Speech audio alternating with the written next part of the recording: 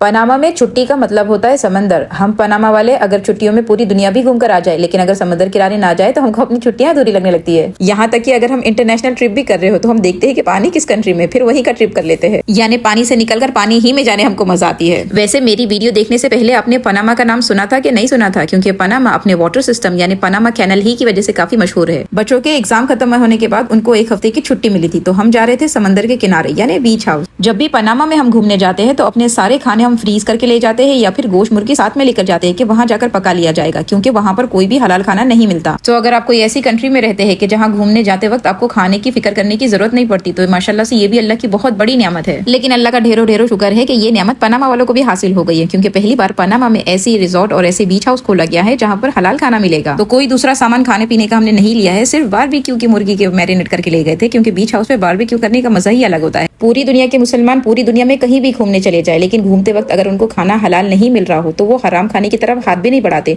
वो वेज खा लेंगे लेकिन हराम खाने के बारे में सोच भी नहीं सकते, चाहे फिर वो खाना कितना ही मजेदार क्यों ना हो, ट्रेंड में क्यों ना हो, पॉपुलर क्यों ना हो, हमको उससे कोई फर्क नहीं पड़ता, हम उसके बारे में नहीं सोच सकते। जब बात खाने की होती है तो हमको हलाल हराम एकदम वाज़ेह तौर पर समझ में आता है। हम अपनी औलादों को समझा देते हैं, अपनी नस्लों तक को समझा देते कि बेटा ये हलाल है, ये हराम है। फिर क्या वजह है कि हमको दूसरे काम जो अल्लाह ने हराम किए हैं वो हमको समझ में नहीं आ रहे हैं, ना अपनी औलादों को समझाने की हम फिक्र कर रहे हैं, बल्कि उन हराम कामों को हमने नॉर्मलाइज कर दिया है कि कुछ नहीं होता है, सभी कर रहे हैं, ट्रेंड में है, पॉपुलर है, इससे इतना कोई फर्क नहीं पड़ने वाला। हालांकि वाज़ेह तौर पे हमको पता है कि हराम है। गीबत, चुगली, हसद, नफरत, ताना देना, बुहतान लगाना, इल्जाम देना और दूसरों को नीचा दिखाना, क्या हमको नहीं पता कि ये सारे गुनाह कबीरा है? और इन हराम कामों के हमने नाम अच्छे दे दिए। मिसाल के तौर पर अगर हम गीबत कर रहे होंगे तो हम कहते हैं कि गीबत थोड़ी कर रहे हैं, हम तो सिर्फ बात कर रहे हैं, जो हुआ वो बता रहे हैं। अगर किसी को हम ताना देते हैं तो हम कहते हैं बुराई इसके अंदर है तो इसको बताया जाना ही चाहिए ना। अम्र बिल मारूफ कर रहे हैं तो ये अम्र बिल मारूफ ऐसे थोड़ी किया जाता है। किसी को जलील करके बुराई से रोकते हैं और कहते हैं कि हम तो नहीं अनिल मुनकर कर रहे हैं ताकि ये जहन्नम में नहीं जा पाए और ये जन्नत में चला जाए। नाम बदल देने से काम नहीं बदल जाते। और हराम काम इसलिए भी हम करते हैं क्योंकि ये हमको मजे दे रहे होते हैं। थोड़ी देर का मजा है लेकिन उम्र भर का पछतावा रह जाता है। जैसे हम हराम गोश्त के मामले में करते हैं कि अच्छा खाना दिख रहा हो, लजीज खाना दिख रहा हो, तो हम थोड़ी देर के मजे के लिए उस खाने को नहीं खाते बल्कि हलाल का इंतजार करते हैं।